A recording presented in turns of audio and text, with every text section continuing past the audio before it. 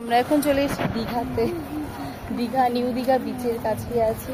দেখি যদি এই যে নিউ দীঘা হোটেলগুলি, আমরা লাস্ট টাইম যখন এসেছিলাম এখানেই দেখছিলাম। এখন যাই গিয়ে দেখি কিছু খাই।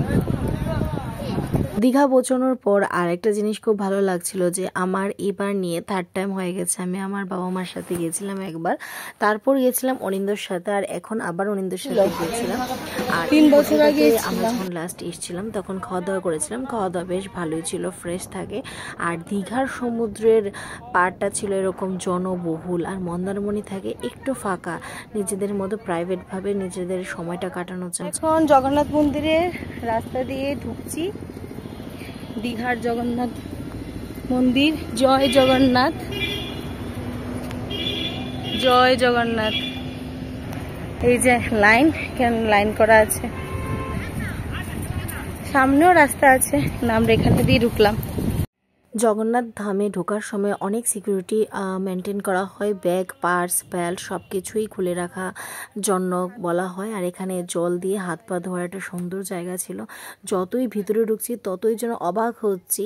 আর প্রতিটা সময় পুরীর জগন্নাথ ধামের কথা মনে হচ্ছিল। জানি না, হয়তোবা এটাই আমাদের একটা টান যে পুরীর জগন্নাথ মন্দিরের কথা মনে হয়ে যাচ্ছিল। মন্দিরটা ভীষণ ভীষণ সুন্দর ছিল।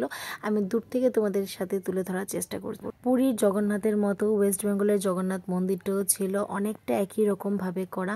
আর যতই ভিতরে ঢুকছি সুন্দর সুন্দর স্তম্ভ। অনেক জায়গাতে ভিডিও ক্যামেরা অ্যালাউড ছিল না, তার জন্য আমি অনেক কিছুই ক্যাপচার করতে পারিনি।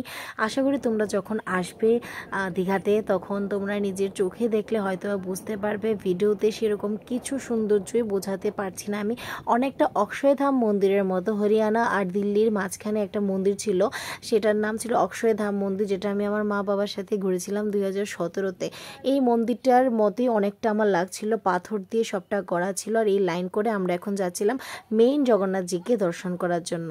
কি যে দেখলাম, কি যে দেখলাম, কি দেখলাম, অপরূপ সৌন্দর্য, অপরূপ সৌন্দর্য।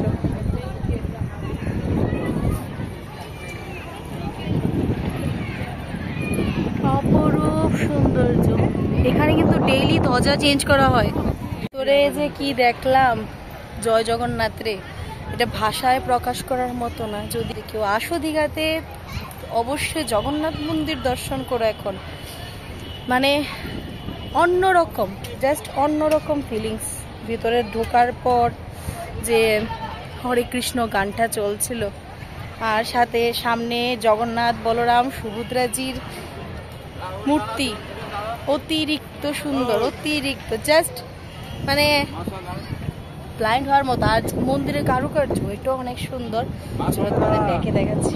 এখানে ভিতরে ঢোকার জন্য একটা নির্দিষ্ট টাইমিং থাকে, আর আমরা ওই টাইমিংয়ের মধ্যে ছিলাম না। তার জন্য আমরা আগে লাঞ্চটা সেরে তারপরে আবার ঠাকুরকে দর্শন করেছিলাম। আর ঠাকুরের অশেষ কৃপা থাকাতে এই রাস্তাটাও বন্ধ হওয়ার কথা ছিল 5টায়, কিন্তু আমরা 5:30-এর দিকে রাস্তাটাও পার করে দিয়েছিলাম। এখন আগেই আমাদের জগন্নাথ মন্দির ঘুরে আসলাম, এখন যাচ্ছি আমরা আমাদের বিচের দিকে। তো চলো, এখনের জন্য ভিডিওটা এখানেই শেষ করছি, পরে দেখা হবে রাতের ভিডিওতে। তখন পর্যন্ত টাটা।